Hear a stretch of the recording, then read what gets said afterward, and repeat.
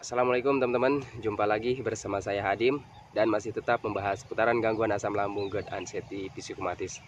Oke teman-teman, di season kali ini saya akan mencoba membahas ataupun menerangkan ya, kenapa orang-orang yang terkena gangguan asam lambung, GERD, anxiety, psikomatis itu sulit sekali tidur di malam hari gitu teman-teman ya, sulit tertidur di malam hari ya, selalu terjaga gitu, dan kalau misalkan kita mau tidur itu susah sekali teman-teman.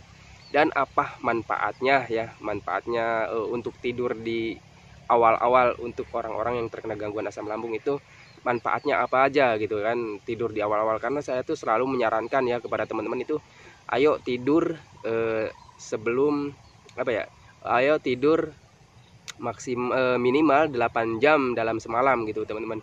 Tidur ayo lebih awal gitu teman-teman. Saya selalu menyarankan ya di apa sih, di status ataupun di video-video itu saya menyarankan kepada teman-teman itu harus tidur lebih awal gitu teman-teman ya, dari biasanya, hindari bergadang gitu teman-teman ya. Nah, untuk orang-orang yang terkena gangguan asam lambung, GERD, anxiety, psikomatis biasanya sulit sekali untuk tertidur di awal-awal teman-teman. Kadang-kadang itu mata itu susah sekali dipejamkan ya teman-teman. Oke, seperti biasa ya teman-teman, sebelum lanjut ke pembahasannya, buat teman-teman yang baru bergabung di video ini, tolong ya videonya itu di subscribe. Subscribe itu mudah dan gratis teman-teman ya. Teman-teman itu tinggal menekan tombol tulisan subscribe di bawah video ini seperti biasa.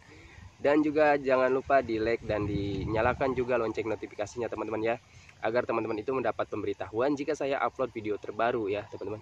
Karena saya tuh akan terus upload video seputaran gangguan asam lambung dan anxiety psikomatis, dengan tujuan semoga saja video saya ini menjadi patokan ya, panduan ataupun motivasi, dan minimal hanya menemani teman-teman ya yang masih yang saat ini masih merasakan tidak nyamannya dari gangguan asam lambung dan anxiety psikomatis.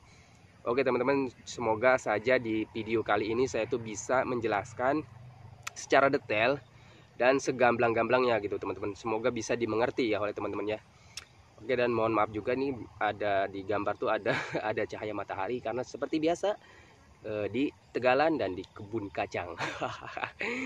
Karena biasa kalau saya pagi itu, saya pagi ataupun sore biasanya, walaupun tidak bikin konten ya teman-teman, saya tuh melihat pemandangan matahari apa sih, tenggelam gitu teman-teman. Di sini sunset ya, kalau bahasa Inggris atau bahasa gaulnya sunset ya. Kalau orang lain sunsetnya itu di pantai, kalau saya sunsetnya di lapangan apa, di persawahan. Ini bisa menjadi pemandangan juga, bisa membuat kita juga press otak juga teman-teman ya, press pikiran juga, bisa mengalihkan pemikiran juga ya teman-teman. Karena saya tuh pernah sering juga menyarankan kepada teman-teman itu yang terkena gangguan asam lambung dan anxiety psikomatis itu harus sering-sering press ya, press otaknya. Misalkan melakukan jalan-jalan ataupun kegiatan yang membuat kita bahagia, membuat kita senang nih teman-teman. Seperti itu. Karena itu akan mengalihkan pemikiran-pemikiran negatif tentang penyakit dan tentang apapun, tentang sensasi ataupun tentang apapun yang membuat kita semakin terpuruk teman-teman ya. Karena untuk orang-orang yang terkena gangguan asam lambung, GERD, anxiety, psikomatis itu 99% dipengaruhinya oleh pikiran ya teman-teman, oleh mental kita yang turun, oleh pemikiran yang apa sih, berlawanan ataupun salah memprediksi itu teman-teman, salah berasumsi. Misalkan ada sensasi sedikit saja ataupun berpikiran tentang kematian, itu sebenarnya salah memprediksi kitanya teman-teman. Sebenarnya itu hanya permainan pikiran saja ya teman-teman. Oke, kembali lagi ke topik utama ya teman-teman. Jadi untuk orang-orang yang terkena gangguan asam lambung dan anxiety psikomatis itu memang sulit sekali untuk tertidur ya teman-teman. Jadi sepengalaman saya nih, dan banyak juga dari teman-teman itu yang bertanya kepada saya nih, videonya ditonton ya teman-temannya sampai selesai, jangan di skip ya. Untuk penyebab gangguan sulit sekali tidur ya teman-teman, itu saya pernah mengalaminya yang parah-parahnya teman-teman ya, sampai dari pokoknya di awal malam itu sampai pagi teman-teman, saya nggak tidur selama 1 minggu. Selama 1 minggu itu yang full dari sore sampai ke pagi itu sekitar 4 hari. 4 hari itu full ya, paling tertidur gitu teman-teman, mata terpejam tapi tidak lupa ya. Kadang cuma 1 jam ya teman-teman, kadang cuma 2 jam, itu pun apa ya, masih terjaga gitu teman-teman, pikirannya itu masih terpeling ya teman-teman, walaupun terpejam tapi tidak lupa tentang kejadian-kejadian gitu teman-teman ya, tentang sensasi, tentang penyakit itu tidak terlupakan, itu terpejam teman-teman ya. Itu selama sekitar 4 hari ya teman-teman, 4 malam saya mengalami itu kayak gitu. 4 hari 4 malam, siangnya tidak tidur, malamnya juga tidak tidur, sampai mata saya ini seperti mata panda teman-teman, saya mengalami seperti itu.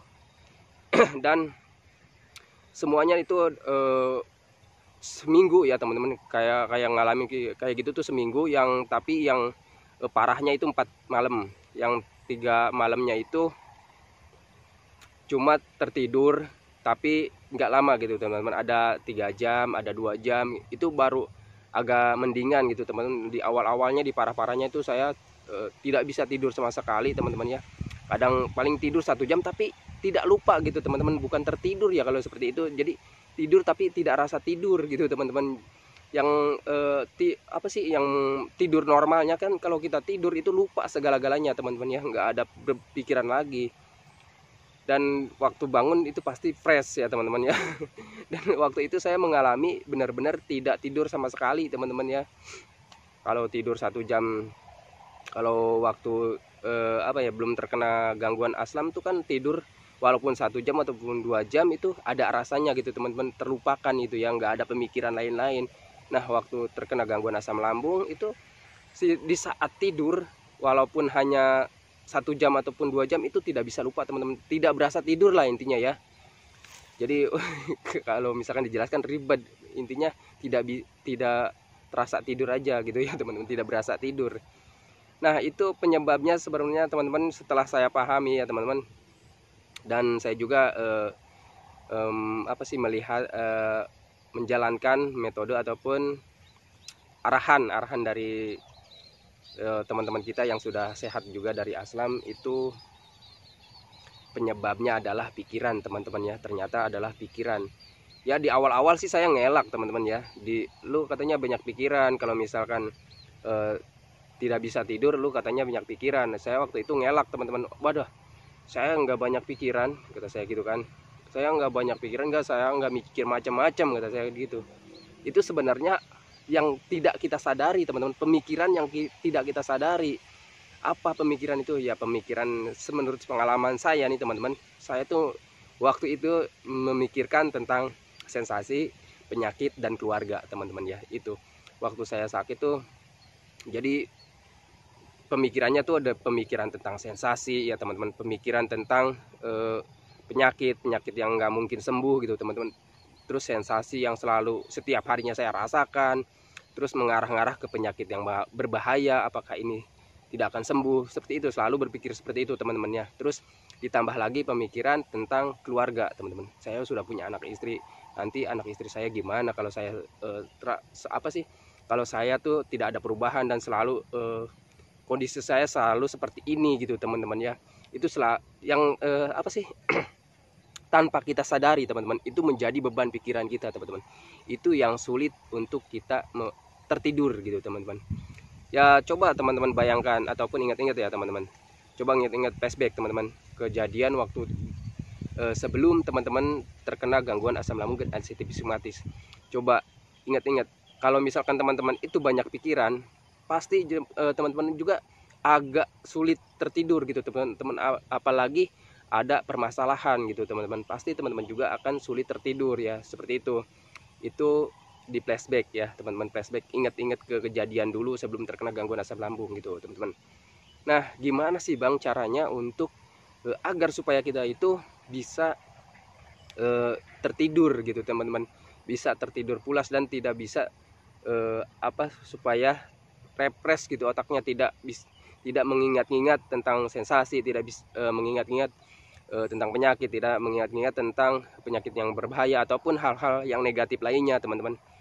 Sebenarnya memang agak sulit ya teman-teman, tapi walaupun agak sulit, tapi kalau misalkan dibiasakan setiap hari gitu teman-teman ya, setiap malam, kalau bisa dibiasakan dengan mencoba ya teman-teman, dengan mencoba jalan-jalan, misalkan di pagi harinya teman-teman melakukan aktivitas ataupun kegiatan yang bisa membuat itu teman-teman itu senang, yang bisa membuat teman-teman itu bahagia, yang bisa mengalihkan perasaan-perasaan negatif ataupun pemikiran-pemikiran negatif teman-teman ya, seperti itu. Kalau misalkan memang sulit sih, saya mengalami sendiri ya, di awal-awal itu saya sulit sekali teman-teman. Di awal-awal kata teman-teman, coba lakukan ini lakukan itu ya, untuk membiasakan katanya. Ya saya di awal-awal itu memang sulit sekali teman-teman. 1 minggu saya baru bisa terlepas dari yang namanya sulit tidur teman-teman. Ya mungkin ini ya tergantung dari siapa orangnya dulu ya teman-teman. Kalau misalkan ini saya sudah termasuk mungkin lama ataupun mungkin cepat juga. Mungkin ada teman-teman yang melakukan hal seperti itu mungkin lama, mungkin ada juga mungkin cepat ya teman-teman. Tapi untuk saya sendiri waktu itu sekitar 1 mingguan teman-teman ya. Waktu itu saya setiap harinya mencoba mengupayakan hati dan pemikiran saya itu mengalihkan pemikiran-pemikiran negatif gitu teman-teman ya, dengan melakukan kegiatan ataupun hobi yang menyenangkan gitu teman-teman. Nah, di setiap pagi saya mencoba berjemur ataupun jalan-jalan ya teman-teman, kemanapun ya. Ya diawali dengan di awal-awal itu memang dekat-dekat dulu, terus makin lama nih ada sekitar 1 minggu, ini udah 1 minggu tuh jaraknya sampai sini. Saya tambah lagi, memang ada perasaan tidak nyaman teman-teman ya, takut gitu teman-teman ya. Lalu saya tambah lagi, makin lama akhirnya bisa kemana-mana lagi teman-teman ya.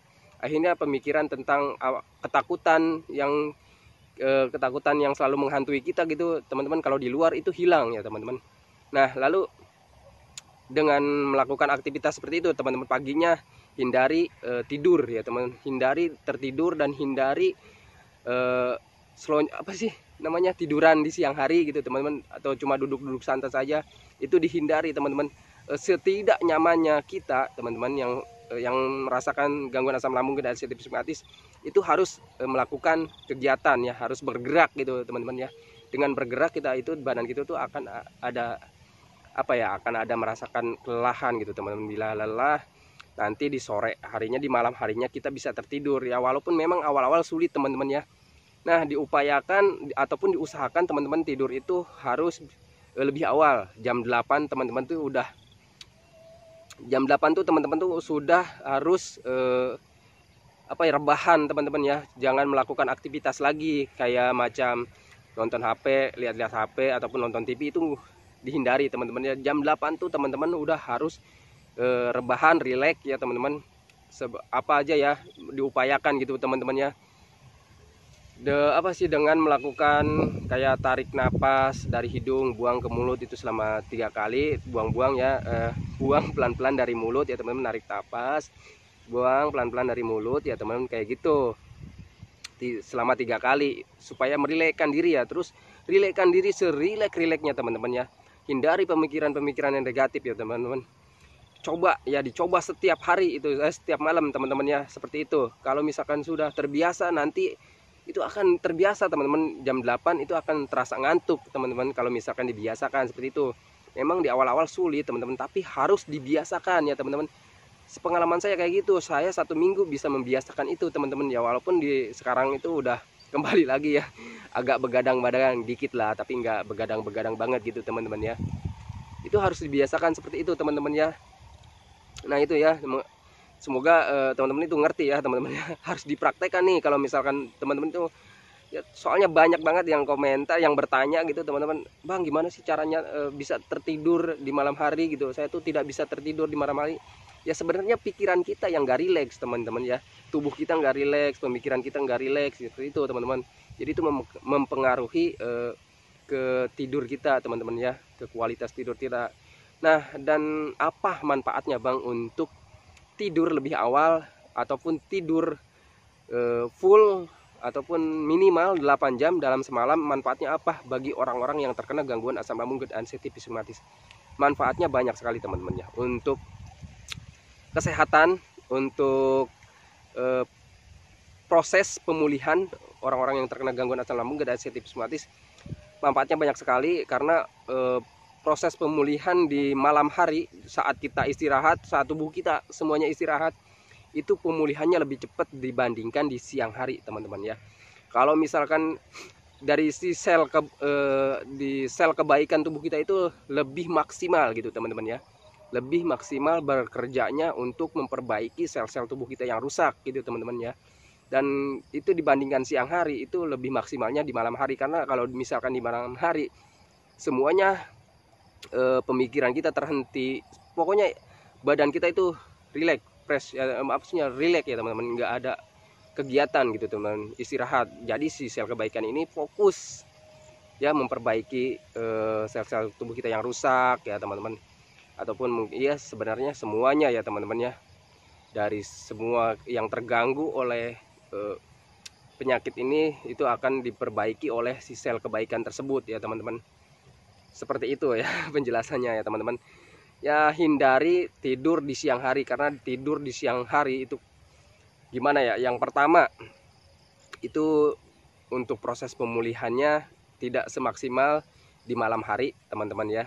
Dan juga untuk orang-orang yang terkena gangguan asam lambung dan sensitif kalau misalkan tidur di siang hari itu akan nambah keleyengan teman-teman ya, akan nambah pusing kepala, akan tidak tidak bergairah ke tubuh kita, itu ada bahkan bisa membuat lemes, keleyengan gitu teman-teman ya. Itu sepengalaman saya ya teman-teman. Dan bahkan untuk orang sehat pun kalau misalkan sering tidur di malam hari atau di siang hari, ataupun rebahan di siang hari, ataupun cuma main-main HP saja itu teman, kalau misalkan keluar terus berdiri itu mukanya kusut teman-teman ya. Seperti itu ya. Tolong dipahami ya video ini ya teman-teman ya. Semoga video ini bisa membantu ya teman-teman. Oke, seperti itu ya teman-teman penjelasannya untuk sulit tertidur di malam hari dan apa manfaatnya untuk orang-orang yang terkena gangguan asam lambung dan sensitif gitu ya teman-teman ya. Oke, saya akhiri ya teman-teman videonya. Udah sore banget nih, sunsetnya udah mulai. Saya mau menikmati dulu nih.